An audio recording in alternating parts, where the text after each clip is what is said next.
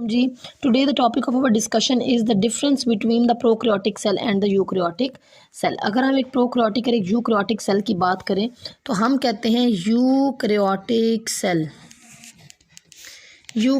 Cell और यहाँ पे हम लिख लेंगे जी प्रोकैरियोटिक सेल। यू का मतलब होता है ट्रू, यानी ऐसा सेल, और कैरियोटिक निकला है आपके कैरियन से, तो इसका मतलब जिनके पास ट्रू न्यूक्लियस मौजूद होगा वो क्या होंगे, आपके यूकैरियोटिक सेल। और ट्रू न्यूक्लियस का क्या मतलब होता है कि अगर एक सेल है उसके सेंटर में आपका न्यूक्लियस आपको वाज़ह तौर पर नज़र आ रहा हो। क्यों वाज़ह तौर पर नज़र आ रहा है? क्योंकि उसकी प्रॉपर न्यूक्लियर मेम्ब्रेन यहाँ पर मौजूद है, तो उसको हम क्या कहेंगे, यूकैरियोटिक सेल। और कैरियन का मतलब क्या होता है, न्यूक्लियस, तो इसका मतलब जिनके पास ट्रू न्यूक्लियस होगा वो क्या होंगे, eukaryotic cell. But prokaryotic cell have no well defined nucleus. Well defined nucleus का मतलब क्या है, न्यूक्लियस तो मौजूद होगा, ऑब्वियसली एक सेल है, उसका जेनेटिक मटेरियल है, लेकिन इसकी कोई न्यूक्लियर मेम्ब्रेन वाज़ह तौर पे नहीं है, लिहाजा ये साइटोप्लाज्म में ही कहीं जो है वो डूबा हुआ है। तो हम कहते हैं कि इसका जो न्यूक्लियस है वो सबमर्ज्ड होता है इनसाइड द साइटोप्लाज्म, तो कोई वेल डिफाइंड न्यूक्लियर मेम्ब्रेन मौजूद नहीं होती। लाइक द प्रोकैरियोटिक सेल के अंदर क्या होगा, they have well defined nucleus। का मतलब क्या है कि उसकी प्रॉपर न्यूक्लियर मेम्ब्रेन यानी उसकी बाउंड्री जो है वो उसकी मौजूद है। बट प्रोकैरियोटिक सेल के अंदर कोई वेल डिफाइंड न्यूक्लियस नहीं है। they don't have the well defined nucleus. फिर दूसरे नंबर पे अगर हम बात करें तो यूकैरियोटिक सेल के अंदर तमाम जो ऑर्गेनेलिज हैं, मेम्ब्रेन बाउंडेड ऑर्गेनेलिज, वो प्रेजेंट होते हैं। लाइक आपका एंडोप्लाज्मिक रेटिकुलम हो गया, लाइक आपका जो है वो गोल्जी बॉडीज़ जो है वो हो गया, लाइक आपका माइटोकॉन्ड्रिया जो है वो हो गया, ठीक है। आपकी राइबोसोम्स आपके रफ एंडोप्लाज्मिक रेटिकुलम के साथ भी अटैच हो सकते हैं, अलहदा साइटोप्लाज्म के अंदर भी हो सकते हैं। इसके अलावा आपका क्लोरोप्लास्ट, तो जितने भी मेम्ब्रेन बाउंडेड ऑर्गेनेलिज होंगे वो यूकैरियोटिक सेल के अंदर प्रेजेंट होंगे। So membrane bounded organelles are present. Membrane bounded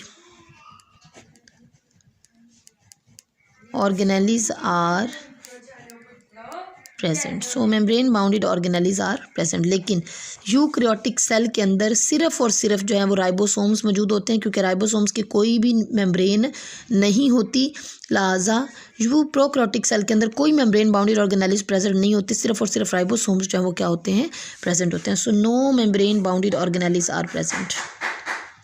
no membrane bounded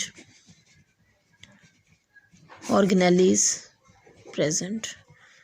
no membrane bounded organelles present. अब हमने कहा कि मेम्ब्रेन बाउंडेड ऑर्गेनेली नहीं है, लेकिन एक ऑर्गेनेली ऐसा है जो प्रोकैरियोटिक सेल के अंदर भी पाया जाता है, और वो है राइबोसोम्स। लेकिन दोनों के राइबोसोम्स भी क्या होते हैं, डिफरेंट होते हैं। राइबोसोम्स जो हैं वो यूकैरियोटिक सेल में भी प्रेजेंट हैं, राइबोसोम्स जो हैं वो प्रोकैरियोटिक सेल में भी प्रेजेंट हैं, लेकिन उनमें डिफरेंस है। यूकैरियोटिक सेल के जो राइबोसोम्स हैं they are larger in size, लेकिन यूकैरियोटिक सेल्स के जो राइबोसोम्स हैं they are smaller in size. का मतलब क्या है कि इनके अंदर जो लार्जर सब यूनिट है वो 50s होता है, और स्मॉलर सब यूनिट जो है वो 30s होता है। तो दोनों मिलकर कितना बनाते हैं, 70s बनाते हैं, क्योंकि इनमें ओवरलैपिंग हो जाती है।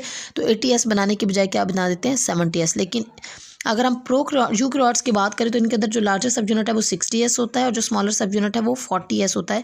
तो दोनों मिलकर 100 बनाना चाहिए, लेकिन दोनों मिलकर कितना बनाते हैं, आपका 80s बनाते हैं, ड्यू टू द ओवरलैपिंग। सो इनके अंदर जी राइबोसोम्स का जो है वो डिफरेंस आ जाता है। क्लियर। सो अगर हम बात करें तो हम कहते हैं जो यूकैरियोटिक सेल है उसके जो है DNA जो है वो क्लियरली प्रेजेंट होता है, नज़र आ सकता है। लेकिन प्रोकैरियोटिक सेल के अंदर DNA जो है वो क्या करता है, सबमर्ज्ड होता है, क्योंकि DNA न्यूक्लियस के अंदर प्रेजेंट और न्यूक्लियस वेल डिफाइंड, उसकी कोई न्यूक्लियर मेम्ब्रेन नहीं है, तो वो सबमर्ज हुआ हुआ, डूबा हुआ है inside the cytoplasm. So DNA is submerged inside the cytoplasm. So you can see the clear difference between the eukaryotic and the prokaryotic cell. There are also some difference, we will discuss it later on. Thank you so much.